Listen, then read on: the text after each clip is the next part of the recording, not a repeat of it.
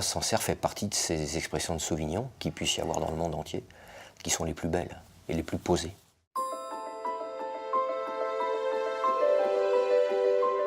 Donc, domaine Alphonse Mello, domaine on va dire historique de Sancerre.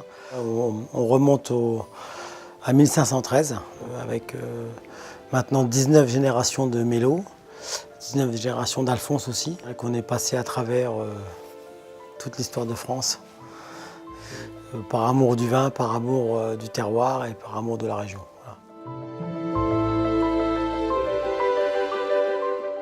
Donc l'idée c'était quand même d'aller chercher parmi les plus grands vignerons de la butte de Sancerre, une association pour donner une image qui survole encore Sancerre et puis qui lui donne sa dimension la plus noble.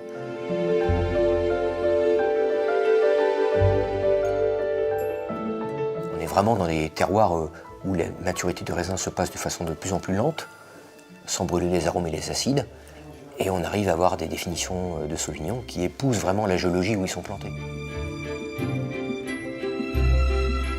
Je dirais que Sancerre, comme je dis toujours, c'est une petite Bourgogne. Donc on a des multitudes de terroirs, des multitudes de variantes, et c'est ça qui est intéressant. Cette cuvée que nous avons goûtée, c'est intégrer cette dimension terroir qui arrive à dompter un peu l'expression du fruit du raisin. C'est-à-dire qu'on arrive à imprimer cette notion géologique des calcaires, on arrive à donner une définition à la fois ciselée, tendue, posée, minérale.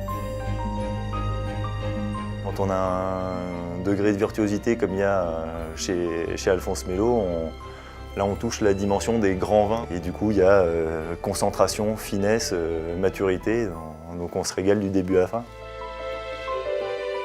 Le terroir c'est important, le terroir c'est la France, le terroir c'est vraiment le savoir-faire français.